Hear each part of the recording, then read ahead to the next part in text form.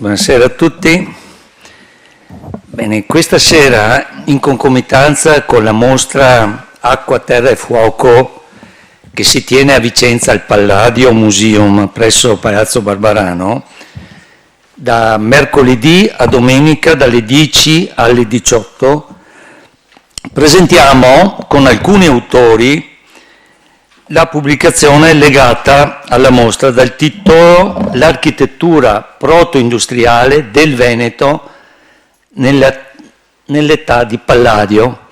Chi fosse interessato poi alla fine potrà trovare anche un posto vendita. Bene, lo studio si concentra soprattutto sulle architetture nel Veneto del Rinascimento, sull'introduzione di innovazioni tecnologiche, ne avete visto qualche slide, e sulle capacità imprenditoriali nell'utilizzare i materiali naturali e le varie fonti di energia rinnovabile. Voglio solo citare due parole della curatrice della mostra e anche una degli autori di questa pubblicazione, Deborah Howard, che dice che la mostra offre il pretesto per estendere la riflessione fino ai giorni nostri. In modo particolare mi soffermo su due punti di grande attualità, come le potenzialità dell'energia pulita e rinnovabile, e io ritengo questo molto importante, anche il ruolo che ancora oggi il Veneto riveste come centro di innovazioni. Io vado a presentare velocemente, sono molti gli autori, parto dalla vostra destra, Edoardo Demo, dirò solo alcune cose molto sintetiche. Chi volesse approfondire e anche avere una scheda della serata la trova sempre nel posto vendita all'inizio quando siete entrati. Allora abbiamo qui i nostri graditi ospiti che ringraziamo in anticipo. Edoardo Demo insegna storia economica presso il Dipartimento di Scienze Economiche dell'Università di Verona, e poi ci sarebbe altro da dire, ma andiamo avanti con Walter Pancera, originario di Valdagno. Questa sera siamo andati anche a vedere dove è nato, è rimasto qui per qualche anno, mentre il fratello maggiore ha fatto qualche anno in più qui presso il nostro liceo. È professore ordinario di storia moderna nel Dipartimento di Scienze Storiche, Geografiche ed Antichità dell'Università di Padova. Insegna storia moderna e storia della Repubblica di Venezia. E poi alla vostra estrema sinistra Guido Beltramin, storico di architettura e curatore, ed è direttore del Centro Internazionale Studi di Architettura Andrea Palladio di Vicenza. Ecco, questi sono i nostri ospiti.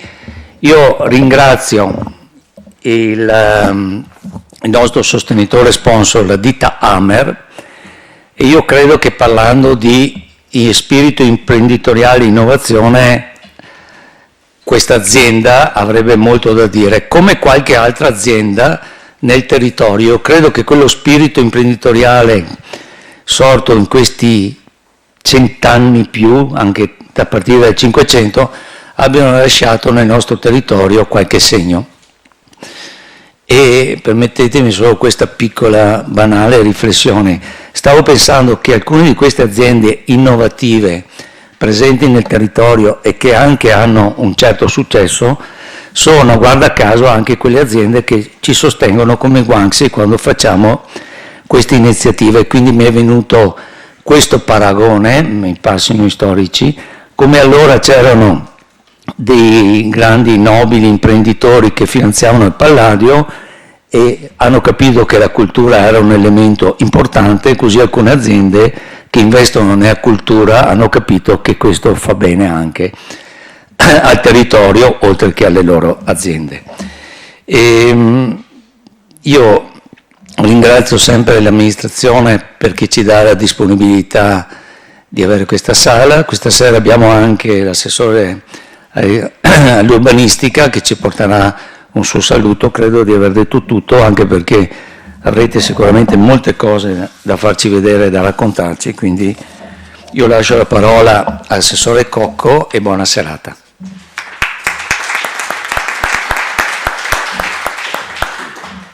Grazie molte, buonasera a tutti, buonasera soprattutto ai nostri ospiti e grazie di essere a Valdagno. Vi porto ovviamente i saluti dell'amministrazione comunale, ringrazio ovviamente Guangxi e sponsor per aver pensato e organizzato questa serata. Nella presentazione Eliseo Fioraso ha giustamente attualizzato il messaggio di questa mostra ed è il primo pensiero che è venuto anche a me, che non sono uno storico, e quindi anch'io ne colgo, diciamo, gli elementi di riflessione che più, diciamo, ritrovo anche nel presente. Da assessore all'urbanistica, come accennavo prima ad alcuni ai relatori, non posso ovviamente non citare forse quella che è la rimanenza più importante, storica, consolidata di questo rapporto fra industria, architettura, cultura e innovazione che c'è a Valdagno, cioè la città sociale, che quindi città dell'armonia, diciamo che in epoca novecentesca, ma sicuramente è diciamo forse di questo connubio l'esperienza che noi conosciamo meglio e almeno sui quali, almeno come assessore all'urbanistica, ho avuto insomma, il piacere di poter lavorare e studiare e conoscere qualcosa in più. Ho capito che da questa mostra invece ci aspetta un percorso che ci porterà molto più indietro nel tempo e, senza spoilerare nulla, come diceva il professor Demo prima, scopriremo delle cose, credo, nuove, almeno nuove per i non addetti ai lavori come il sottoscritto, quindi davvero non voglio rubarvi altro tempo. Un solo pensiero, ecco, mi veniva. Se c'è un valore anche, diciamo, di divulgazione pubblica, io mi occupo di opinione pubblica come professionista, quindi è un po' dove mi porta il pensiero. Se c'è un valore, diciamo, di comunicazione pubblica ulteriore rispetto ai tanti che hanno il vostro lavoro e questa mostra, c'è anche quello, a mio avviso, di collegare dei concetti che, per quanto molti siano convinti, siano collegati, non è così semplice far passare. E allora sono 4 le parole che mi venivano: cultura, architettura, impresa, innovazione. Allora, che l'architettura sia un pezzo della storia culturale di un paese ormai è assodato, e quindi il legame cultura-architettura lo mettiamo nel cassetto delle nostre conoscenze.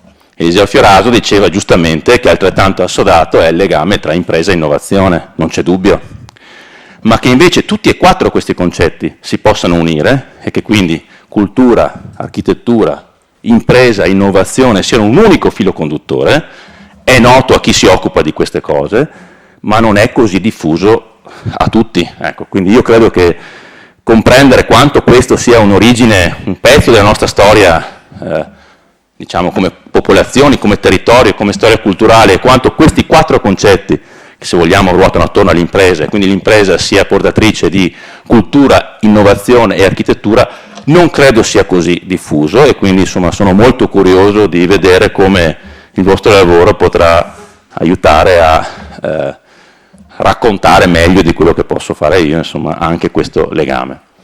Mi fermo qua, grazie davvero della serata e buona serata a tutti quanti.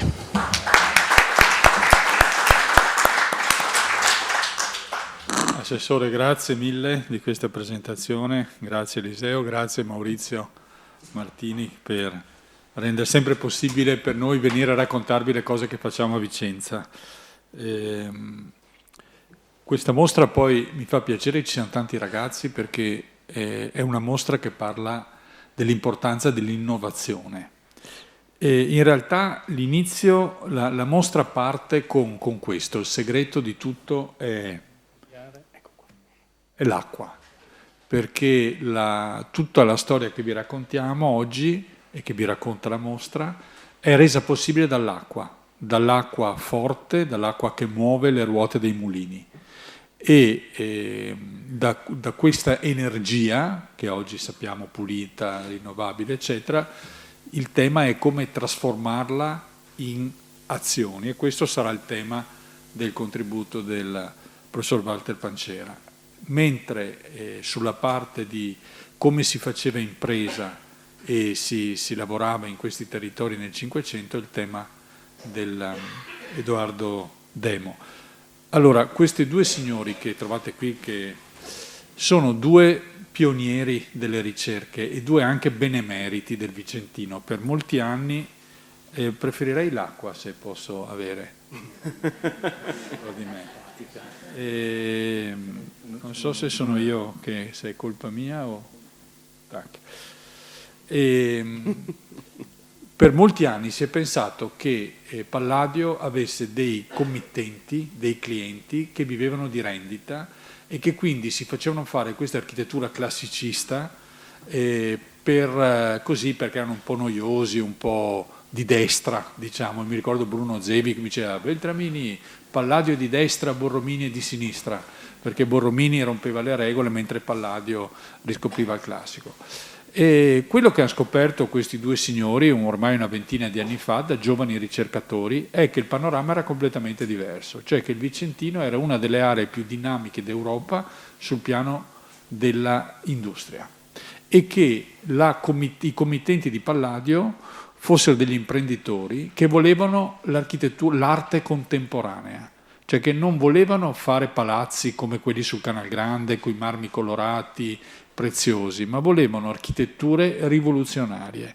Come oggi, se avete presente il famoso museo Guggenheim a Bilbao di Frank Gehry, che ha rotto la tradizione dei musei come scatole bianche e sono diventati degli oggetti, ecco, dovete immaginare che le architetture di Palladio avevano la stessa forza innovativa. E quello che ci hanno fatto scoprire questi due signori è che a questa innovazione nel campo dell'architettura corrispondeva una parallela innovazione sul campo economico. Al loro lavoro, grazie ai loro spunti, una grande studiosa inglese che si chiama Deborah Howard dell'Università di Cambridge ha impostato un progetto triennale con finanziamenti tutti inglesi, anche questo è interessante, non pensare che è dall'estero che ci studiano, però creando un gruppo di ricerca di cui facevano parte sia Walter che Edoardo e un altro gruppo di giovani ricercatori italiani come Bianchi, come la Rachele Scuro, come tanti altri colleghi che poi vi nomineranno, per cercare. La domanda della Deborah Howard era: ok, ci avete spiegato che era l'area più dinamica d'Europa, ma qual era l'architettura di queste fabbriche del Veneto Palladiano, che forma avevano e che tracce ci sono oggi? L'acqua era la chiave e quelle righette, questi vermetti rossi che vedete sull'immagine è il segreto, cioè la linea delle risorgive. L'acqua è forte, è un'acqua che lungo quella linea è a temperatura costante e a portata costante. Non a caso, se vedete tutta la filiera produttiva italiana che va da vedete, Torino, Como, Milano fino a Udine. Ecco, quella, la linea delle risorgive, è la linea di questa proto-industria rinascimentale. L'altro elemento però fondamentale, ragazzi, e lo dico perché è una cosa che riguarda voi, è che la novità è quella che nella mostra vedete rappresentata in questo istogramma tridimensionale, vale a dire che Venezia è il primo Stato a fare una legge per la protezione della proprietà intellettuale, per i brevetti. Siamo nel 1474. Vedete che nei primi 25 anni, 26, i brevetti sono 30. Nei secondi 50 sono 126, ma guardate cosa succede al tempo nei 50 anni di Palladio. I brevetti diventano 486. Vedete proprio la misura di questo salto straordinario tra il Veneto di Palladio e poi vedete il crollo negli anni successivi, e per tornare alla stessa altezza dobbiamo arrivare agli albori della rivoluzione industriale a metà Settecento. Quindi potete misurare con mano come il Veneto del Cinquecento abbia una vitalità produttiva straordinaria. Cosa servono i brevetti? Questo è qualcosa che ci racconterà Walter, ma l'elemento interessante è che gli architetti erano interessatissimi ai meccanismi, perché capite, il problema è naturalmente quello di trasformare il moto circolare delle ruote dei mulini in qualcos'altro, nel senso che questi sono due tipi di mulini. Questo è un mulino in cui vedete un albero a camme applicato alla ruota fa sì che dei magli battano. Questo è un follo per cartiera, come ho imparato, come vi racconteranno loro. Quindi il brevetto era come trasformare il moto delle ruote in questo caso qualcosa che batteva. Vedete? Eccolo qua. l'acqua fa girare la ruota aziona. E allo stesso modo con le macine, allo stesso modo con la torcitura della seta. La novità, quindi, capite, è nell'innovazione, cioè nell'inventare degli impianti. La mostra si organizza su 3 parole: acqua, terra e fuoco. La prima sala è dedicata all'acqua, l'acqua che nelle città fa muovere le ruote dei mulini, perché una cosa interessante è che naturalmente, almeno nella prima parte del Cinquecento, si produce nelle città. Qui è la zona di Vicenza, di Ponte Pusterla, avete Parco Querini, avrete fatto moltissime volte quel ponte, ecco, vedete, qui c'era la zona industriale, vedete i mulini con le ruote. I mulini sono alti perché, come ci ha spiegato bene Edoardo, sono i mulini da seta alla bolognese, che erano delle grandi macchinari che avevano bisogno di quasi 4 piani per funzionare. Questo è un'immagine di un mulino alla bolognese ricostruito in un museo a Bologna. Erano degli enormi oggetti, pensate che venivano chiamati edifici, mentre quelli che noi oggi chiamiamo edifici erano chiamate fabbriche nel Cinquecento, quindi c'era un'inversione. Palladio parla della fabbrica di Palazzo Barbaranda Porto, la fabbrica della Basilica, per dire l'edificio della Basilica. Naturalmente nella mostra impareremo che era un sistema complesso, perché vedete, in questo caso siamo a Bassano, voi con una rosta fate in modo che l'acqua aumenti di forza, con quella ruota la portate su quel segno rosso che è un canale interno che vedete che entra dentro l'edificio, muove i mulini e poi esce, dove lì avete la piccola mano. Quindi capite, erano dei veri e propri impianti. Qui siamo nel pieno Cinquecento. Questo è un piccolo omaggio alla nostra curatrice per dirvi quanto pazza e simpatica era, una vera studiosa inglese, bizzarrissima, perché una delle industrie importanti era quella dei berretti di lana. Lo stesso padre di Palladio, di mestiere, fa il berrettario, cioè produce berrette di lana.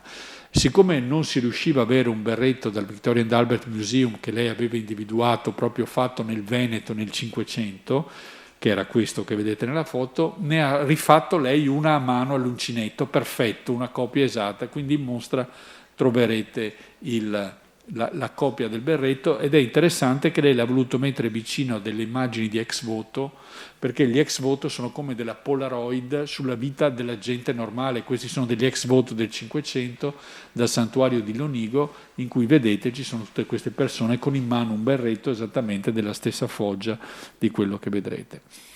Molto importanti per gli architetti è proprio l'invenzione dei meccanismi. Tutti i taccuini degli architetti, soprattutto del 400, in mostra ne abbiamo 2 molto belli di Francesco Di Giorgio Martini, uno dei più grandi architetti del 500, e proprio, vedete, ritraggono dei meccanismi.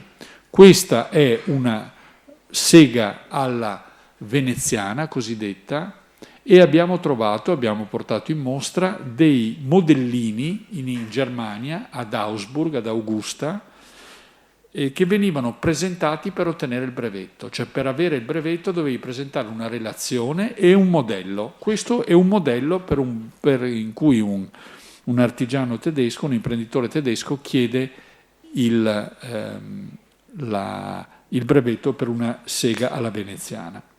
Naturalmente abbiamo lavorato molto anche andandoci a vedere se esistevano ancora questi luoghi, e per esempio a Valli del Pasubio c'è questa bellissima segheria alla veneziana.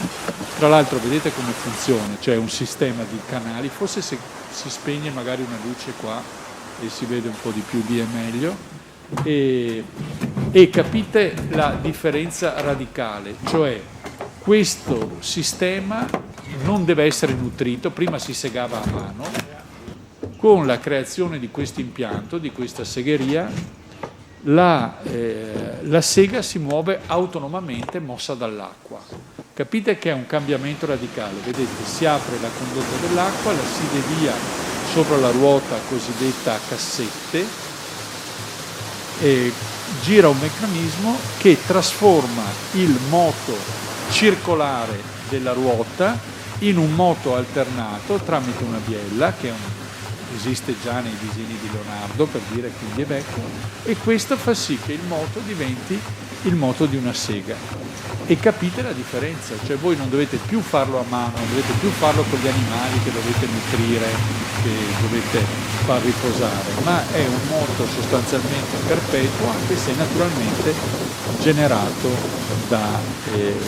abbiamo lavorato molto con un filmmaker giovane che si chiama Fausto Cagliari, che lavorava molto con l'arte contemporanea, che per noi era molto importante perché avevamo bisogno di dei filmati che, come dire, fossero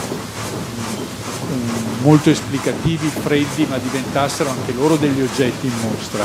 E infatti la scelta del bianco e nero, questo tipo di riprese è molto utile. Qua vedete come gli operatori piantano dei cunei per allargare il tronco segato, per rendere più facile, tutto il sistema delle corde che trascina in avanti il tronco per farlo segare, ed ecco che il meccanismo brevettato della sega alla veneziana fa sì che voi potete avere il tronco fatto.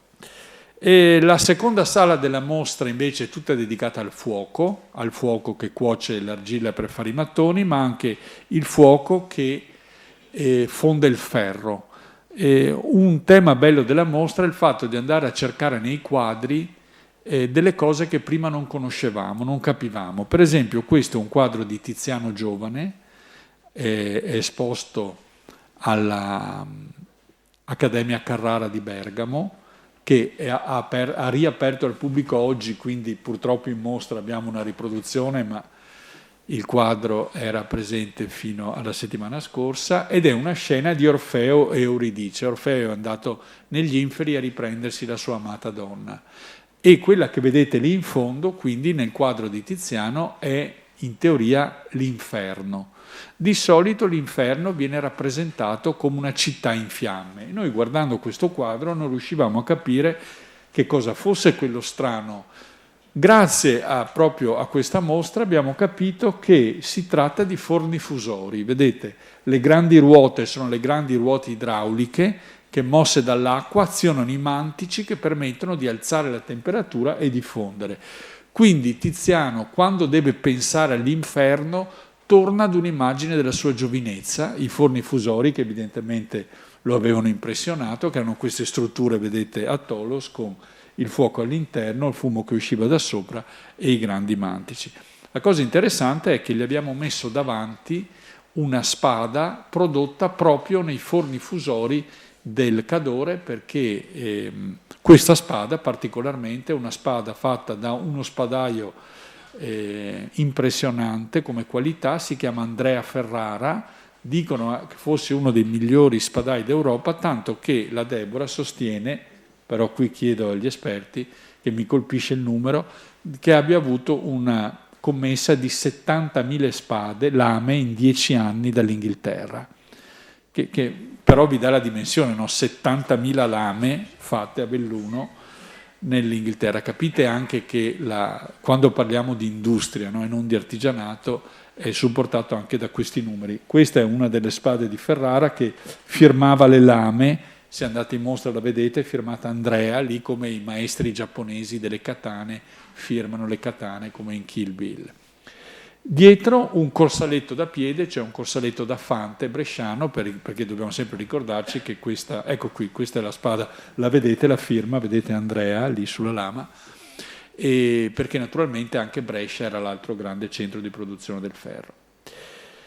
Devo dire che poi abbiamo anche cercato di lavorare molto sulla narrativa della mostra, trovando un giovane regista d'opera che si chiama Andrea Bernard, di formazione architetto. Abbiamo chiesto a lui l'allestimento della mostra e infatti ha proposto molte invenzioni, diciamo.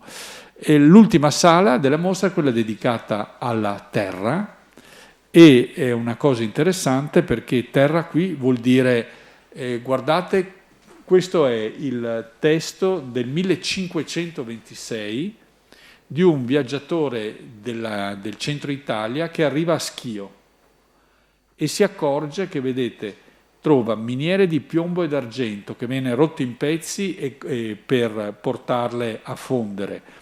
Qui nasce il ferro e colasi in gran masse e stende in verghe di ferro che il gran maglio percuote e il sito tutto intorno trema e scote. Cioè questo arriva a Schio e trova un casino infernale. Strani ingegni, cioè macchine, pare che il cielo sconquassino, d'acque correnti e volubili ruote, cioè le ruote che girano spinte dall'acqua, qua là su giù non sta maestro indarno, cioè nessun operaio sta fermo e nudi e negri i diavoli parno. Cioè la visione di Schio nel 1526 sembra di essere a Manchester descritta da Dickens nel 1800. No? Quindi capite quando dicevamo prima, no? Questa è veramente una visione nuova sul Veneto del Cinquecento con una capacità industriale impressionante. E Schio era importante, ne parlavamo prima, per le miniere. A Torre Belvicino sul monte Enna, dove abita Valda, una piccola casa Walter, erano le miniere d'argento. Questa è una delle mappe del Pozzo di San Patrizio, delle miniere del Tretto. Questa è una croce che troverete in mostra, che è una croce d'argento del 1450, quindi nel momento in cui si estraeva proprio l'argento da Schio, era tra le più floride miniere, credo, della Repubblica. Qui sono cauto perché gli specialisti che hanno scritto i libri che io ho letto sono alla mia destra. Questa è un po' una mappa per farvi vedere le mappe in quel momento.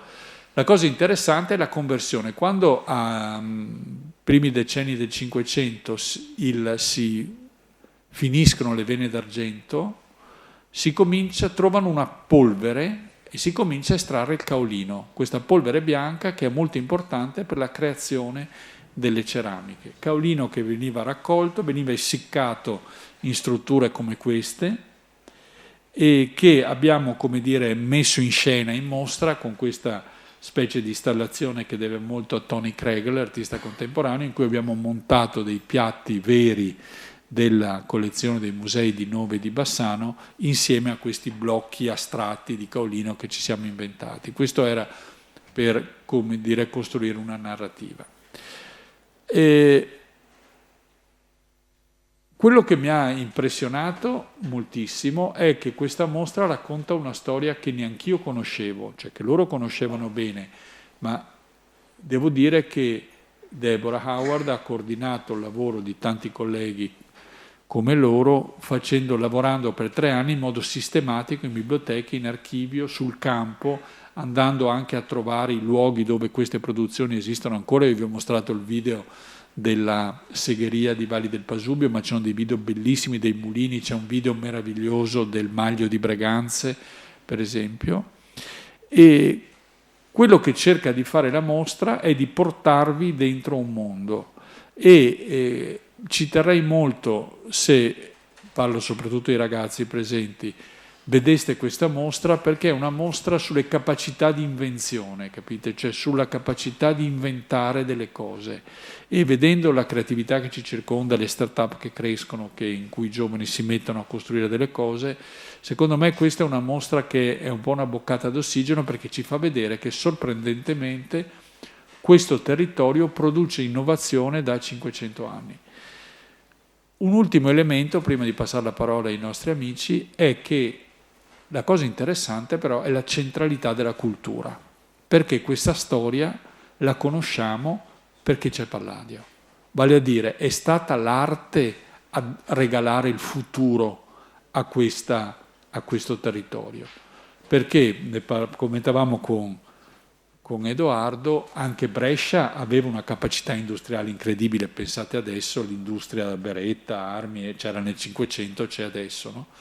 Però a Brescia non c'era Palladio, cioè non c'era un artista che riuscisse a dare forma ai sogni, all'ego, alla volontà di trasformazione di una società.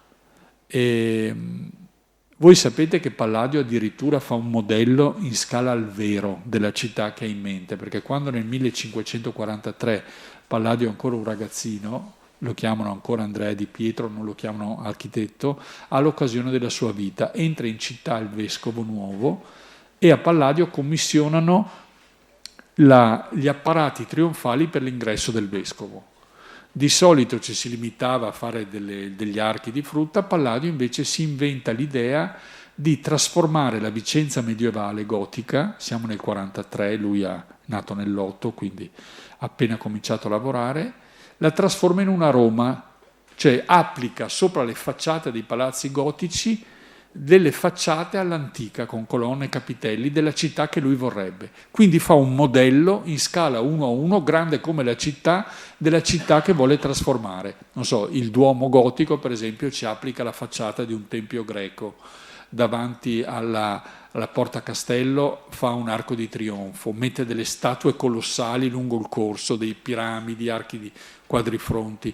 Ecco, quello che è interessante è questa idea imprenditoriale di progettare, no? Palladio all'inizio della sua carriera fa come un progetto di come vuole trasformare la città, e per i 30 anni successivi, Palladio morirà nel 37 anni successivi, Palladio siamo nel 43, muore nell'80, Palladio non fa altro che trasformare in edifici veri quelle facciate posticce che aveva costruito per un giorno.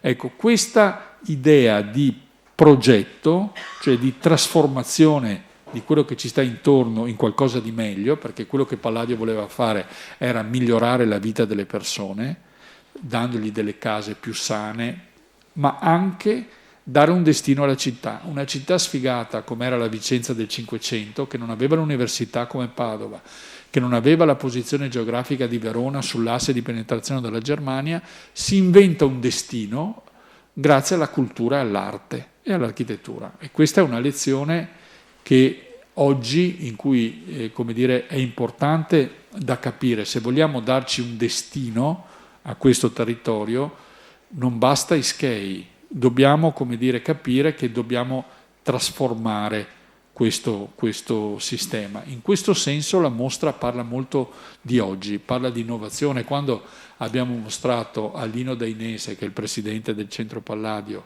questa roba dei brevetti, ha fatto un salto, perché ha detto: Guido, guarda che un'azienda oggi si misura il valore di un'azienda anche sul numero di brevetti che ha. Quindi questa centralità dell'invenzione, della creazione, è qualcosa di molto importante anche oggi. Ma di cosa servivano questi brevetti ce lo dice Walter. Prego.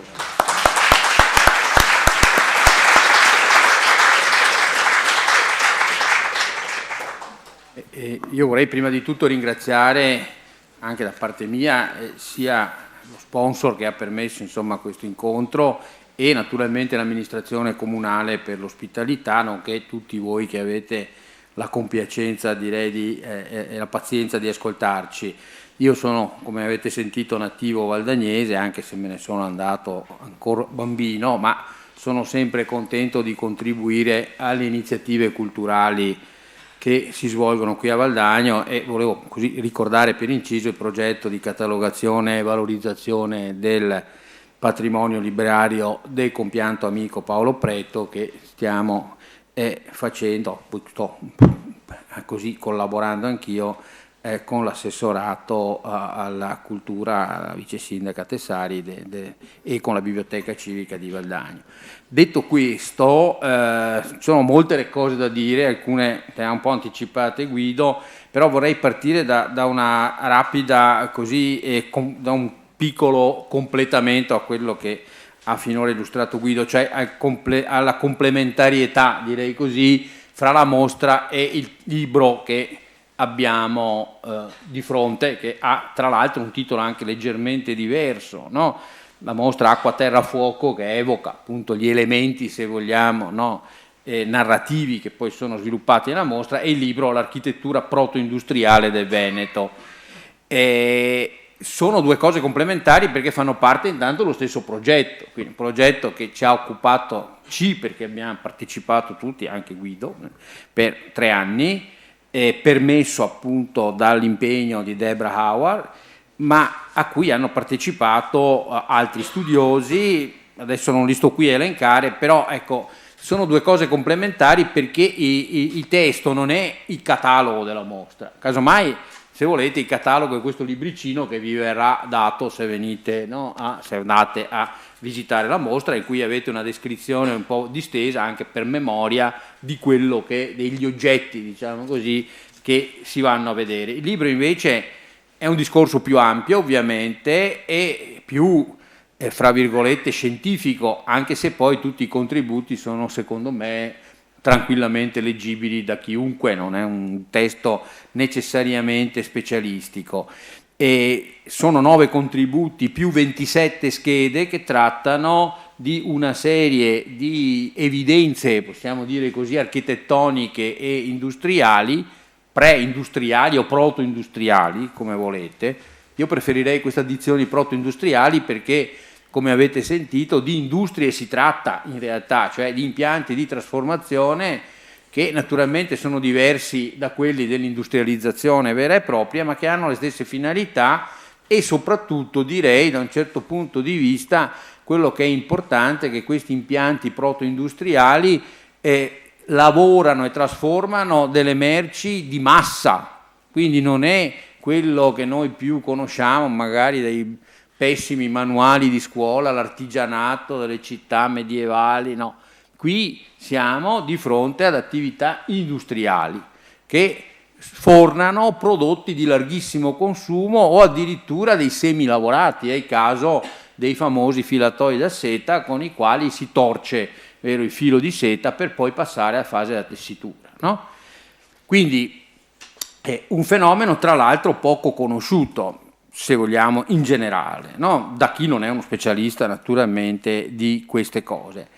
E quindi il testo non è sovrapponibile immediatamente alla mostra, ma è, se volete, può essere o preliminare o successivo. Se io fossi così, volessi dare un consiglio, direi andate a vedere la mostra, questa vi dà le suggestioni e le curiosità indispensabili per poi magari sorbirvi almeno alcuno di questi saggi che, ripeto, non sono particolarmente, oppure la lettura di alcune di queste schede sono tra l'altro tutti in gran parte cose a voi molto vicine, appunto, che si possono poi anche andare a visitare, alcune di queste, non tutte, ma molte di queste sono anche visitabili.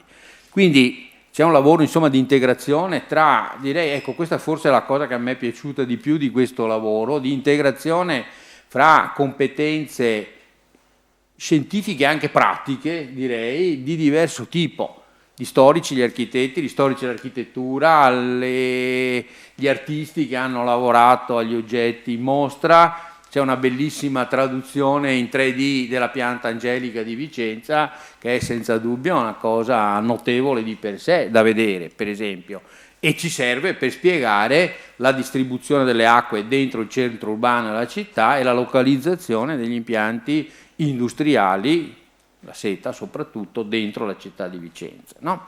Questo, ecco, per spiegare un pochino il senso anche dell'operazione che è stata compiuta, che, guardate bene, da quel che io ne so, è unica non in Italia ma in Europa e quindi direi nel mondo in assoluto, perché riguarda un oggetto, appunto, gli impianti proto-industriali, di cui non esiste un censimento analogo in nessuna parte del mondo, neppure nella pur ben attrezzata Inghilterra, dove le lavorazioni proto-industriali o nei Paesi Bassi erano pure presenti e importanti. Ecco. Questa operazione non è mai stata fatta. Devo dire, forse l'unico punto che è da un lato un rammarico, da un lato anche, devo dire, un riconoscimento, che abbiamo dovuto avere una docente esimia di Cambridge per poter realizzare quello che noi forse avremmo voluto fare da tanto tempo senza averne i mezzi. Questo, chiudiamo qui la parentesi.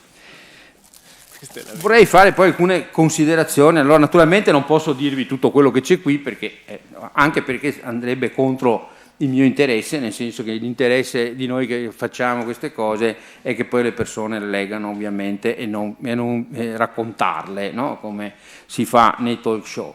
Vorrei dire invece, sottolineare alcune cose, una o due di carattere più generale e poi magari qualcosa di più particolare, cercando poi di venire incontro anche alle sollecitazioni che mi faceva Guido. l'evoluzione tecnologica. Allora, bisogna, credo, partire smontando decisamente il pregiudizio comune, molto diffuso o quasi universale, direi, che prima della cosiddetta rivoluzione industriale, come la studiamo sui nostri bravi manuali sempre, non esista il macchinismo, no? La rivoluzione industriale semplicemente, se vogliamo, per certi versi sostituisce il binomio che noi conosciamo bene, quello acqua-legno, più metallo naturalmente per alcune parti dei macchinari, con il binomio ferro-carbone. Ma la sostanza poi, se leggiamo bene le cose, della nascita di questo processo di industrializzazione vero e proprio, se vogliamo chiamarlo così, vero e proprio perché poi al fulcro ci stanno i motori inanimati. Qui invece abbiamo dei motori a energia rinnovabile, l'acqua, il vento dove c'è, nel Veneto no, non ci sono venti costanti, quindi i mulini a vento non ce li abbiamo, però ci sono invece nei Paesi Bassi, per esempio, come tutti sanno, insomma, sostanzialmente. Dicevo, è un diverso, come dire, metodo di utilizzare, di trovare l'energia, quindi energia diversa e con materiali costruttivi fondamentalmente diversi. Il legno tenderà piano piano a essere soppiantato poi dai metalli ferrosi e poi dalle plastiche in parte, no? Le cose poi ci sono anche sovrapposte, il legno ha ancora una funzionalità notevole per certi aspetti, ma naturalmente la gran parte oggi dei macchinari non sono ovviamente in legno. Questo è lo scarto, però in realtà il macchinismo esiste, come abbiamo sentito da Guido, esiste in particolare nella Repubblica di Venezia, primo Stato europeo, vara una legislazione sui brevetti. Cosa sono questi brevetti? Non sono proprio quelli di oggi, in sostanza funzionava un meccanismo di questo genere, come in tutti gli stati di antico regime, cioè non gli stati post-rivoluzione francese, si mandano, sono usi i cittadini mandare delle richieste, delle suppliche al principe, no? Qui si fa precocemente questo lavoro, si dice che chi presenta in sostanza un progetto di innovazione tecnologica, per l'appunto, potrà ottenere naturalmente su supplica, su domanda, dei vantaggi sotto il profilo economico, che riguardano, che possono essere diversi, adesso ne elenco alcuni. La prima richiesta fondamentale, normale, è quella del cosiddetto privilegio, nel senso di o un'esclusiva sull'utilizzo dell'innovazione stessa, quindi un brevetto vero e proprio, di durata variabile, di solito si richiedono i 20 anni, oppure privilegi di natura fiscale per l'esportazione, per esempio per l'esenzione dai dazi di esportazione o da accise, se eventualmente ci sono, e a volte richieste di privativa totale se il brevetto riguarda una merce, quindi solo io posso fabbricare nella Repubblica di Venezia questo tipo di merce.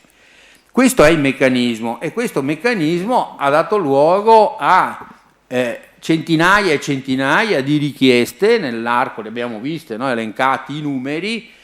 Questi numeri sono stati, c'è qualcosa sotto a questi numeri, perché in realtà questi brevetti sono stati schedati abbastanza di recente completamente da Roberto Berveglieri, studioso bolognese, che li ha anche pubblicati. Ha pubblicato i regesti, cioè i riassunti in sostanza di questi privilegi, e quindi siamo in grado oggi, devo dire purtroppo che il volume è meritorio, perché è un lavoro, io Roberto l'ho conosciuto durante il dottorato, quindi verso la metà degli anni '80, quindi pensate voi quanto ci ha lavorato. Tra l'altro questa persona, devo dire, non è un accademico, ha fatto il docente di scuola, ha lavorato sempre su questa cosa che era uno dei pallini di uno dei miei maestri che si chiamava Carlo Poni e che ha a che vedere col Museo di Bologna, dove c'è appunto il filatoio, la ricostruzione in filatoio.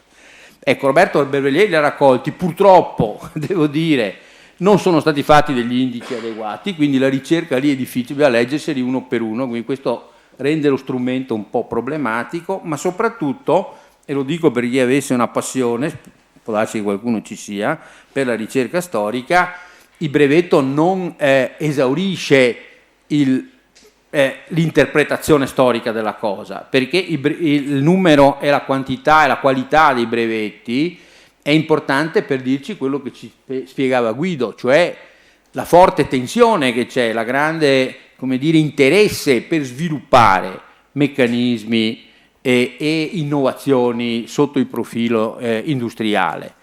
Poi bisogna vedere se questo si traduce in innovazione, però, cioè non è detto che tutte queste centinaia, anzi forse poche di queste centinaia di brevetti poi hanno avuto successo, perché l'innovazione è cosa diversa dall'invenzione o qualche volta anche dall'idea, perché ci sono anche robe bislacche dentro, cioè c'è anche chi si immagina, vero, delle soluzioni che poi in realtà sono o poco significative o irrealizzabili.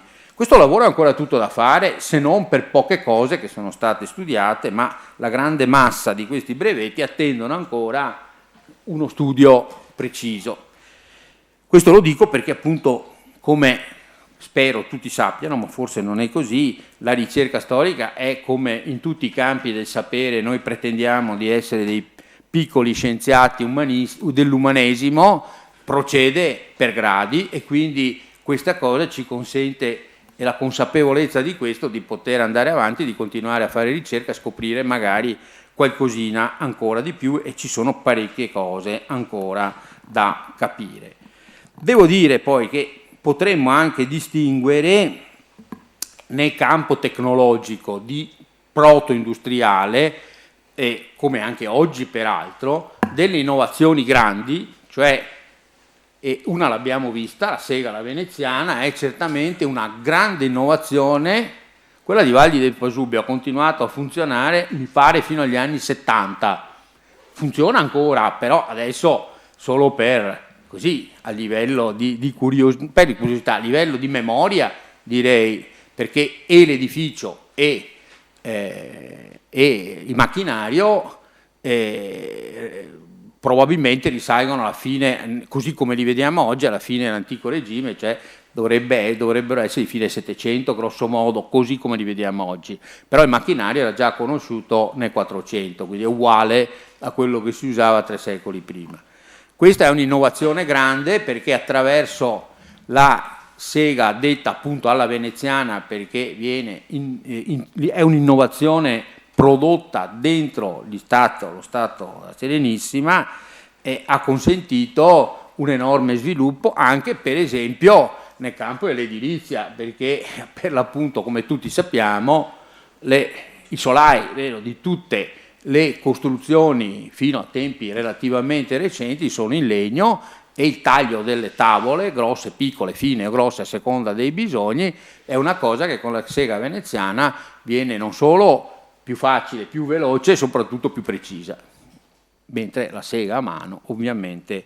E quindi sono grandi innovazioni. Un'altra grande innovazione è stata appunto il filatoio cosiddetto alla bolognese, quindi questa innovazione che probabilmente parte da Bologna e che poi si sviluppa con cambiamenti e con adattamenti in altre aree, fra le quali soprattutto l'area bassanese qui, e poi vicina all'area bergamasca. Da lì poi passa anche in Piemonte con variazioni, appunto, con miglioramenti e adattamenti.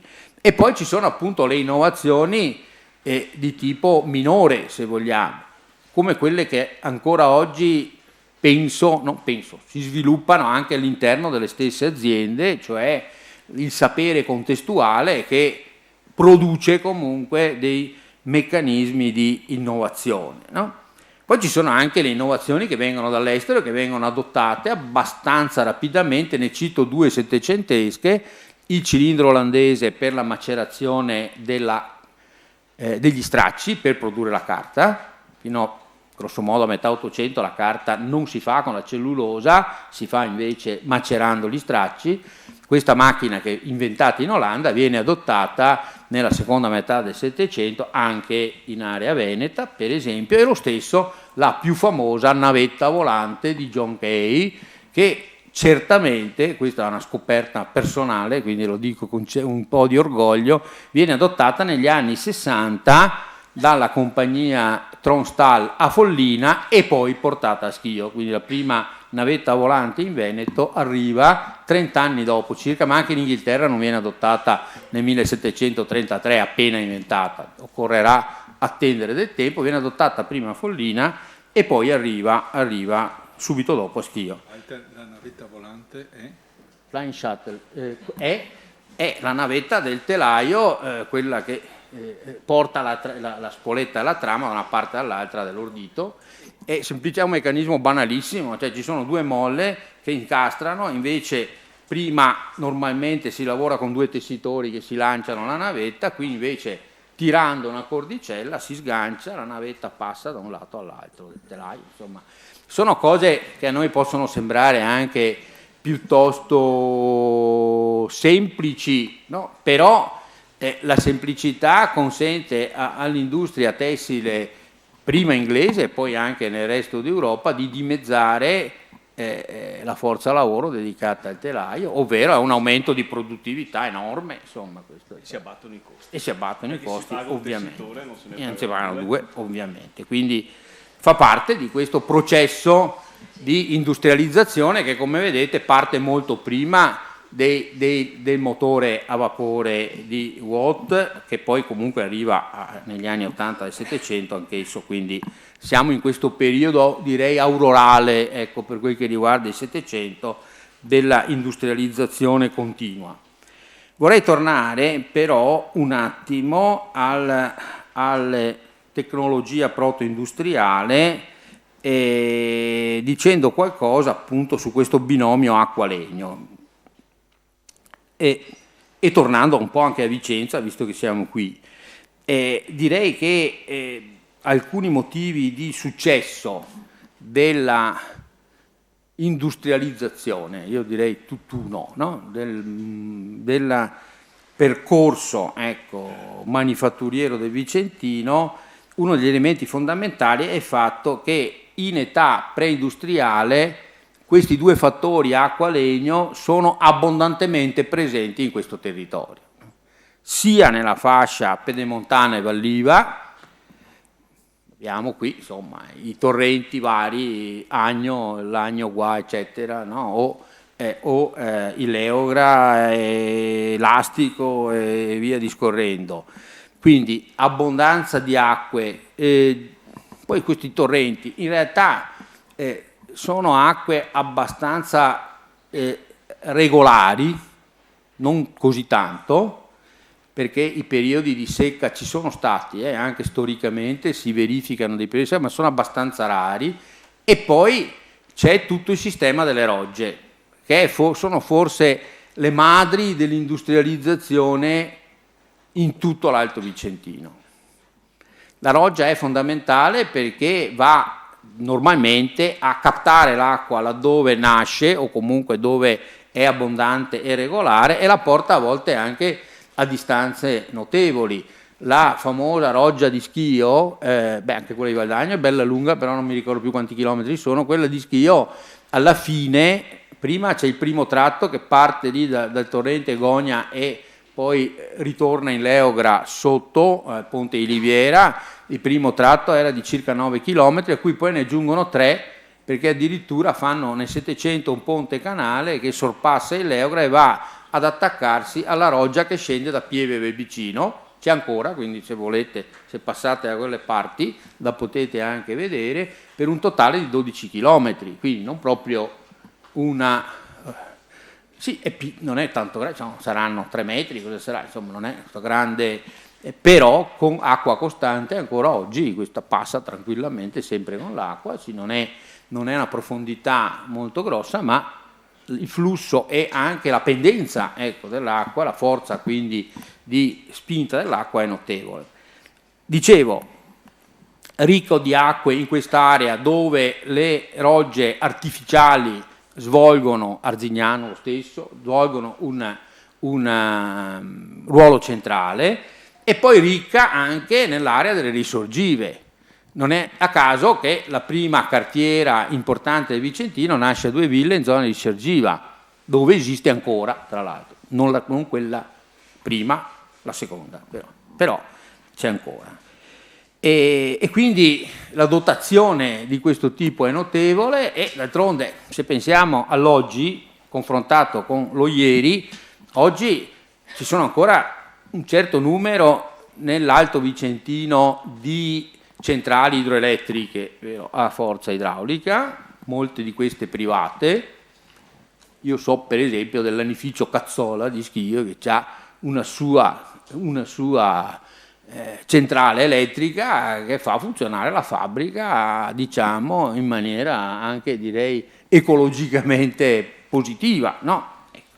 Ma soprattutto poi la vendita delle acque minerali, no? Sono acque che poi oggi hanno trovato probabilmente altre strade meno nobili e meno, come dire, forse per certi versi proiettate nel futuro rispetto ad altri tipi di utilizzo. Quindi acque e legname pure, perché comunque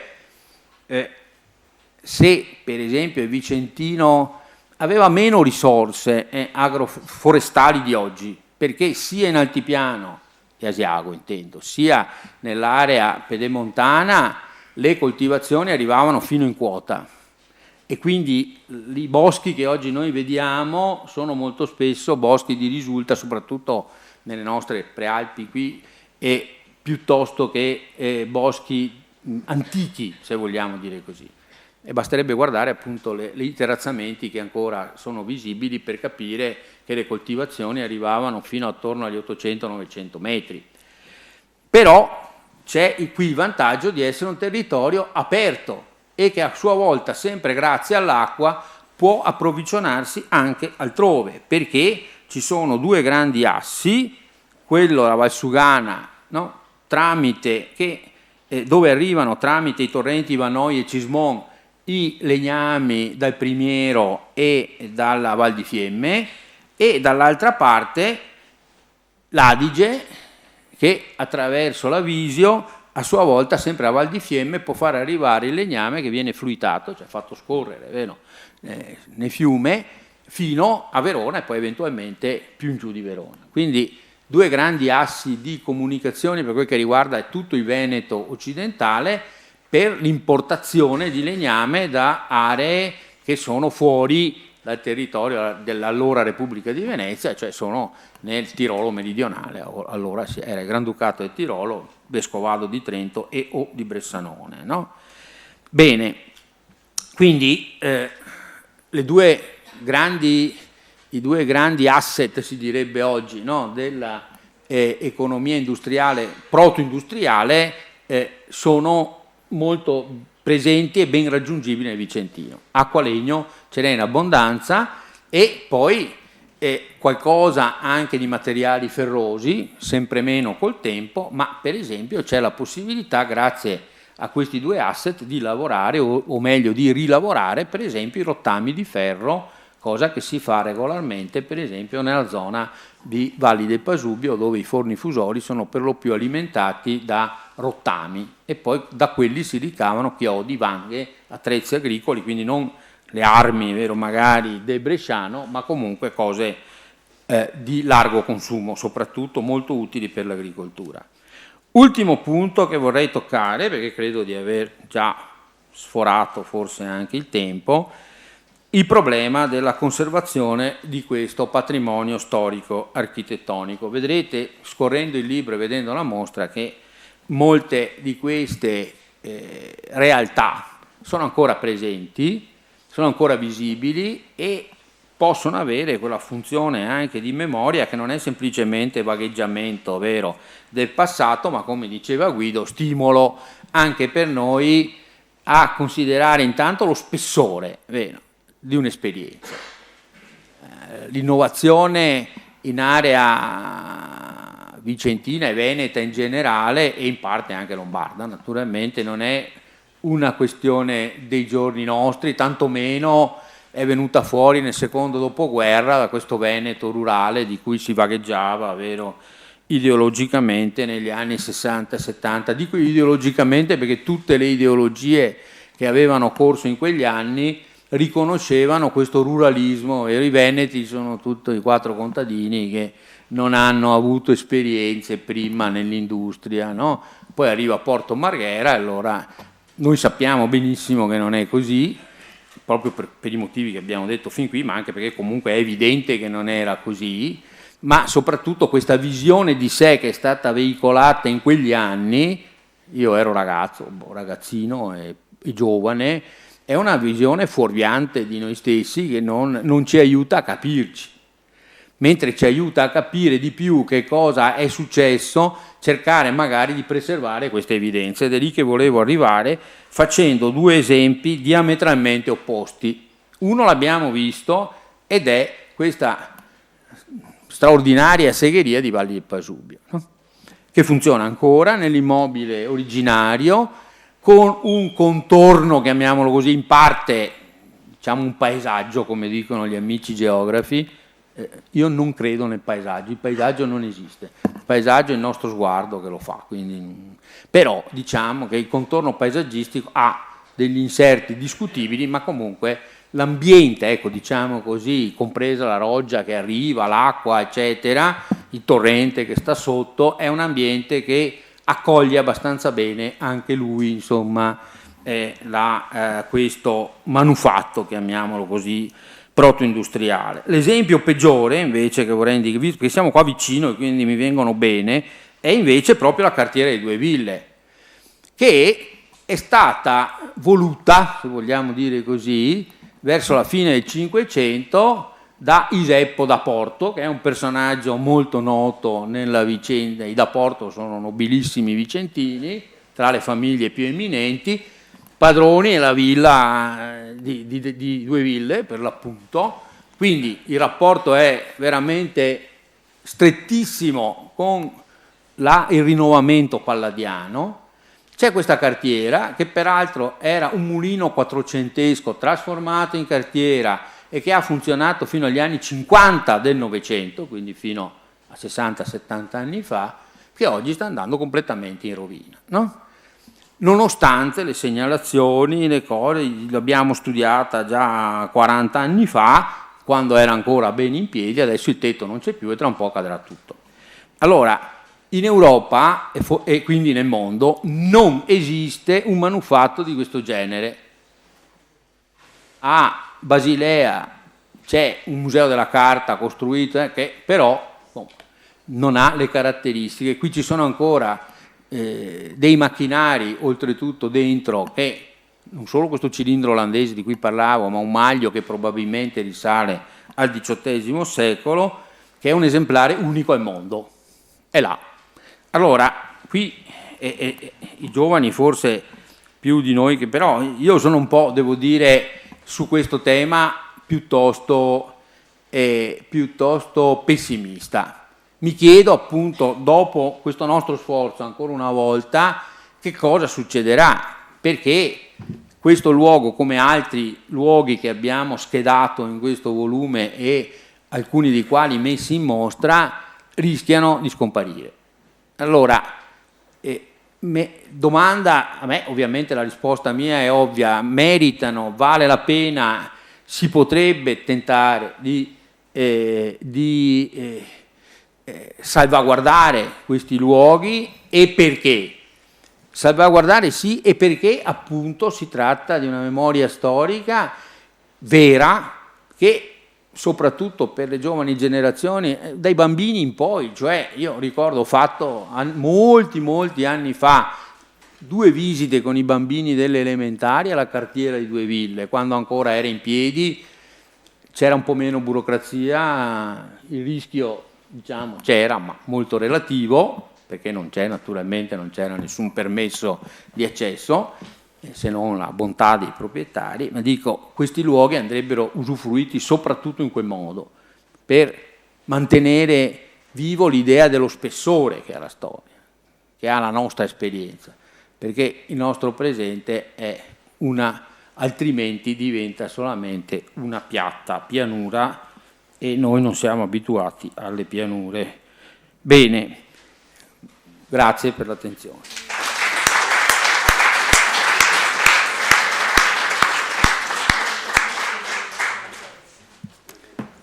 Bene, Anch'io ringrazio per essere per la terza volta, mi pare, qua da voi a Valdagno, che mi fa molto, molto piacere. Allora l'ora è un po' tarda. Molti temi sono stati toccati da chi mi ha preceduto, molti temi che meriterebbero di essere ulteriormente, gli spunti usciti da interventi che mi hanno preceduto, e sono moltissimi, e quindi ci sarebbe molto da poter discutere, domande, approfondire. Una cosa avete capito, la mostra prende in esame una particolare epoca, l'epoca rinascimentale, riguarda un territorio specifico, quello che era chiamato lo Stato da terra della Repubblica di Venezia, e da quello che avete capito quest'area era contrassegnata da presenze manifatturiere diffuse in città e nel territorio, soprattutto nell'area definita pedemontana. In particolare questa situazione riguarda il territorio vicentino. E visto che siamo a Valdagno, io oggi ho pensato di fare un intervento che si concentri su alcuni aspetti relativi proprio a Valdagno nello specifico. Valdagno è la città di Marzotto, no? Prima, parlando con l'assessore, abbiamo detto sì, ci sono stati gli studi di Roverato e di Fontana che ci hanno fatto capire che a Valdagno c'era qualcosa anche prima che Marzotto impiantassero la loro attività, cioè che nel Settecento ci fosse già qualcosa. Io ho detto all'assessore, il primo libro è stato quello di Walter Facera, L'arte matrice, nel 1996, che ha ulteriormente retrodatato, dicendo guardate che nel 600, tra 5 e 600, l'attività a Valdagno era ben presente. Io voglio andare ancora più indietro però quest'oggi e parto da un aneddoto personale. 2 anni fa vengo contattato da una collega dell'Università di Barcellona. Tra parentesi, voi capite che i temi di cui noi stiamo trattando non sono temi che hanno un interesse locale, ma vengono inseriti in un contesto di ricerca internazionale e interessano la ricerca internazionale. Mi contatta questa collega dell'Università di Barcellona, Maria Dolores López, e non la conoscevo.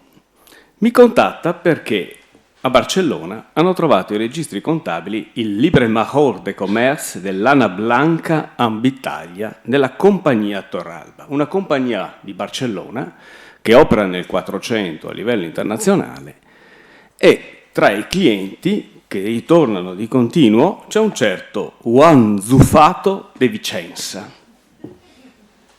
Non sanno chi è sto Juan Zufato de Vicenza.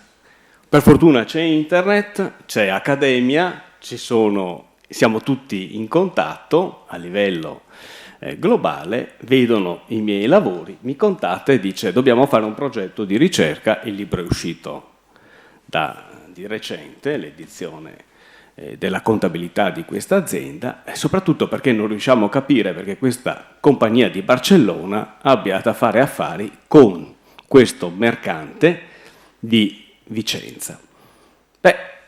Noi sappiamo che Vicenza era un centro laniero importante, ma c'è però già nel 400, però c'è una storia ulteriore. Lasciamo stare il fatto che il nostro mercante barcellonese che rifornisce di lana il vicentino si faccia pagare attraverso il credito bancario utilizzando 2 banche, quello dei Balbi e dei Bernardi, se volete, questo è un altro tema, credito a debito sul conto corrente bancario nel 400, ma non è il caso della trattazione che facciamo oggi, ma l'aspetto che a me interessa sottolineare è che abbiamo incominciato questa ricerca, abbiamo incominciato questo progetto e a me Giovanni Zuffato interessa. Perché? Giovanni Zuffato è un vicentino di città. Giovanni Zuffato compra la lana aragonese di San Matteo, ma negli stessi anni io trovo Giovanni Zuffato che fa una società assieme a Gian Michele Di Pietro per lavorare lana spagnola, dove? A Vicenza? No, a Valdagno. Solo che siamo tra gli anni 20 e gli anni 30 del 400. La lana aragonese fa migliaia di chilometri per venire ad essere lavorata nel 400 sulle sponde del Lagno, da una società che viene fatta per fare produrre tessuti di lana non di alta qualità, ma di bassa qualità, perché quelli di alta qualità li può fare solo Vicenza, Ma a Valdagno c'è tutta una riflessione che si dovrebbe fare. La lana spagnola non è una lana di alta qualità, perché quella di alta qualità è quella locale oppure quella inglese. Ma caspita, lana di non alta qualità che viene venduta a migliaia di chilometri di distanza ed entra in circuiti internazionali. Cioè non è il segmento alto di mercato che è internazionale, può essere anche il segmento basso. La lana spagnola che arriva commerciata dalla compagnia Torralba viene lavorata a Valdagno, ma viene lavorata anche a Schio, ad Arzignano, perfino a Durlo. Cioè, ok? Quindi questo è un aspetto interessante. Quindi abbiamo già capito che prima di Marzotto c'è molto, e ci sarebbe molto da dire su Valdagno. Pensate che per gli anni tra il 27 e il 45 abbiamo reperito 12 contratti societari che riguardano compagnie, ovvero sia società attive a Valdagno. Quindi si potrebbe veramente fare una storia di Valdagno, storia economica di Valdagno, retrocedendo così molto nel tempo. Ma si può andare ancora più indietro, perché durante un processo del 1485 Gaspare Trissino dichiara c'è una causa che riguarda la lavorazione dei tessuti a Vicenza o fuori di Vicenza. Il problema è sempre questo: Valdagno, Schio, Arzignano hanno sempre cercato di riuscire a fare i prodotti di alta qualità, che invece Vicenza teneva nelle sue mani. Varie volte provano a liberarsi da questo privilegio che considerano non giusto, non ci riescono, ci riuscirà Schio nel Settecento, produrre i panni alti, ma a difesa della produzione laniera di Valdagno, Gaspare Trissino, quindi tra l'altro un nobile vicentino, dichiara che i valdagnesi dispongono di folloni. Noi abbiamo visto il meccanismo del follone che utilizza la canna per la carta, ma lo stesso meccanismo può essere utilizzato per la lavorazione dei tessuti di lana, per fare la fase di follatura, che è quella che segue la tessitura e che serve per rinsaldare trame e ordito tra di loro. Bene, lui dice nel 1485 che a Valdagno ci sono folloni idraulici almeno da 200 anni, il che vuol dire che almeno dagli anni 80 del 200 impianti idraulici per la lavorazione dei tessuti di lana sono attivi a Valdagno. Qualche altro dato? Nel 500 le cronache dell'epoca ci dicono che a Valdagno ci sono lanifici ben grandi, quindi probabilmente attività molto diffuse. Nel 1528 Valdagno è in grado di produrre 45 km di tessuto di lana. 1500 panni bassi, 30 metri di lunghezza per ciascun panno, circa 2,5 metri di altezza. Siamo di fronte a 45.000 metri, 45 km di tessuto di lana. Prodotto a Valdagno. Non c'è solo Valdagno. C'è Schio, c'è Arzignano, c'è ovviamente Vicenza, c'è Marostica. Questo per farvi dire, e stiamo parlando di lana. Quindi una prima cosa abbiamo capito. Prima di Marzotto c'è molto. E non è un caso che Marzotto sia nato a Valdagno. Come non è un caso che l'Anificio Rossi sia nato a Schio. Ok? Questo è un aspetto fondamentale e quindi varrebbe la pena andare indietro per quanto riguarda questo settore. Sappiamo che molto diffusa è la lavorazione anche della seta. Abbiamo già dei processi di fine del 400 in cui si dice che durante la stagione primaverile a Valdagno donne e bambini lavorano die noctuque, cioè di giorno e di notte, per togliere le foglie dai gelsi da dare a mangiare ai bachi da seta, perché i bachi da seta non vogliono la fogliolina. I bachi da seta magnan de furia, devono essere riempiti di foglie, ed è bellissima la definizione die noctuque, lavoro infantile di giorno e di notte, su per gli alberi, ma questa è un'altra storia che potremmo vedere. E c'è un terzo ambito su cui vorrei soffermarmi per riguarda Valdagno. Voi avete capito che i settori praticati non sono semplicemente quelli tessili. La lana e la seta sono i settori di punta di questo sistema industriale rinascimentale, i due settori che hanno la maggior proiezione internazionale. La seta, se Palladio c'è a Vicenza, e anche perché Vicenza aveva la seta, non per niente nel cortile del Palladio Museum è stato piantato un gelso a imperitura memoria di questo binomio così stretto, però vengono praticate tutta una serie di altre attività imprenditoriali di rilievo, dalla concia dei pellami alla lavorazione della carta, alla tipografia. Ci sono diverse attività, perché quello che è importante, e che in parte è stato detto anche dal collega poco fa, è che se io ho l'acqua, la ruota idraulica e il sistema, l'albero motore che può utilizzare la ruota idraulica, praticamente posso fare tutto. E la novità, l'aspetto rilevantissimo che è stato detto poco fa, è che l'impianto non è che se un settore va in difficoltà viene lasciato in disuso, ma è intercambiabile, lo posso adattare, lo converto da cartiera a maglio.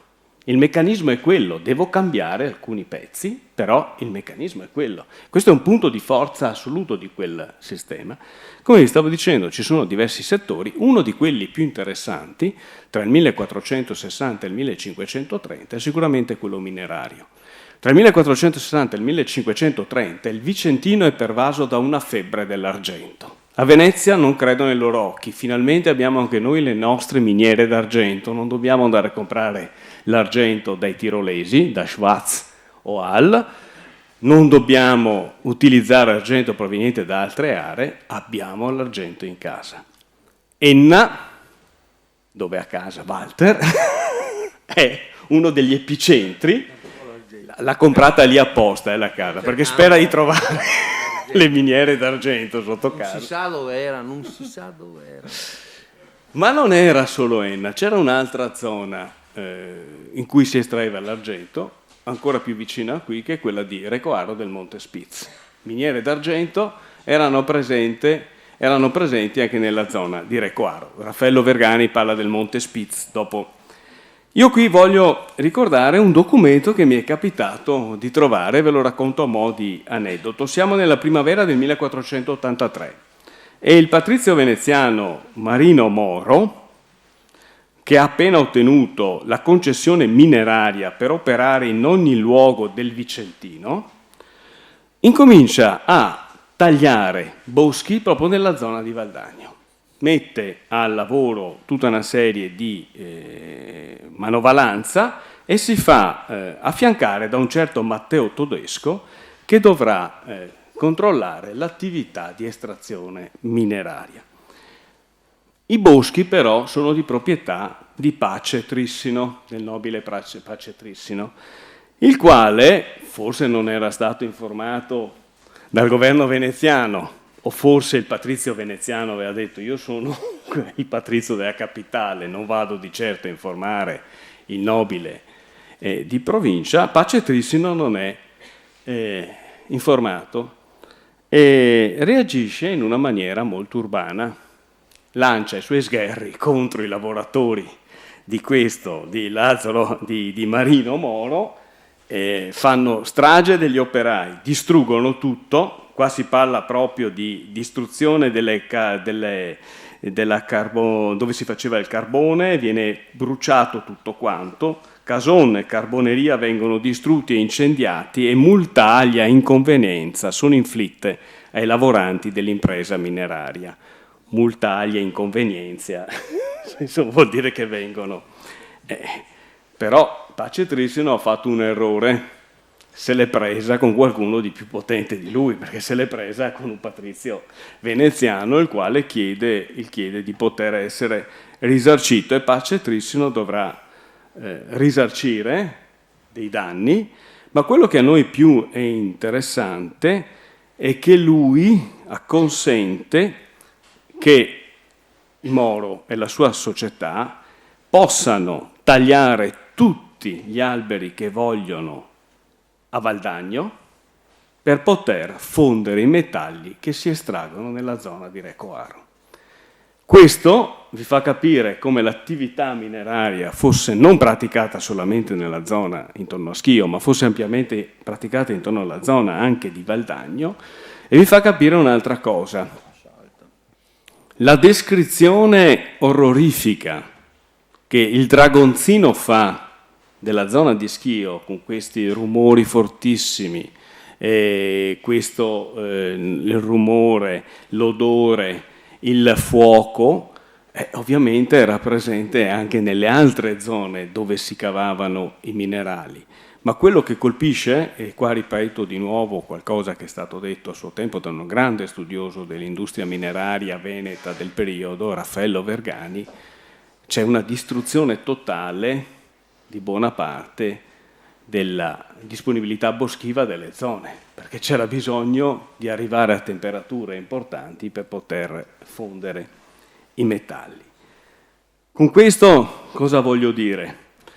Che noi per quasi ogni località del Vicentino, soprattutto dell'area pedemontana, diversa è la situazione se ci spostiamo a sud delle risorgive, perché lì il contesto sia geografico che di caratteristiche dei terreni cambia.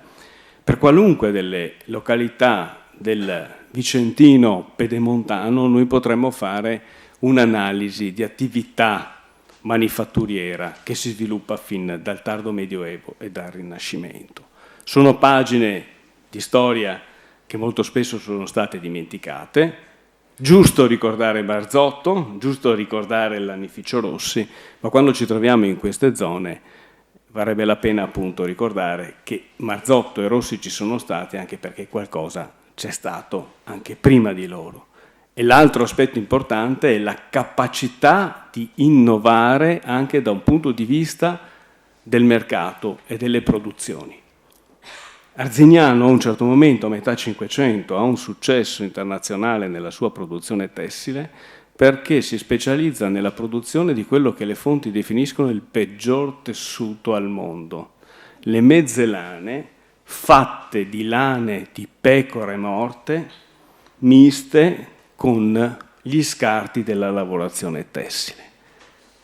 Voi direte, ma come si fa a vendere una cosa che le fonti dicono non si poteva tollerare sulla pelle? Ma hanno un enorme punto di forza, costano pochissimo e quindi vanno incontro alle esigenze di chi ha la necessità di vestirsi, ma ha poche disponibilità economiche. Tant'è che Arzignano produce migliaia di queste mezze lane che vengono consumate in larghissima quantità non solo nello Stato veneziano, ma vengono esportate. Grandi consumatori delle mezze lane di Arzignano, per esempio, sono i braccianti agricoli della Romagna. Lugo di Romagna, Bagnacavallo, si vestono di mezzolane di Arzignano che prudono la pelle. Grazie.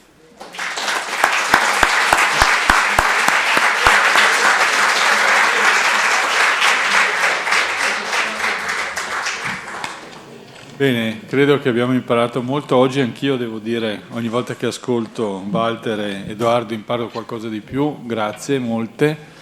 Avete qualche domanda? L'ora è un po' tarda, quindi forse, però se qualcuno ha una curiosità, altrimenti penso che possiamo andare.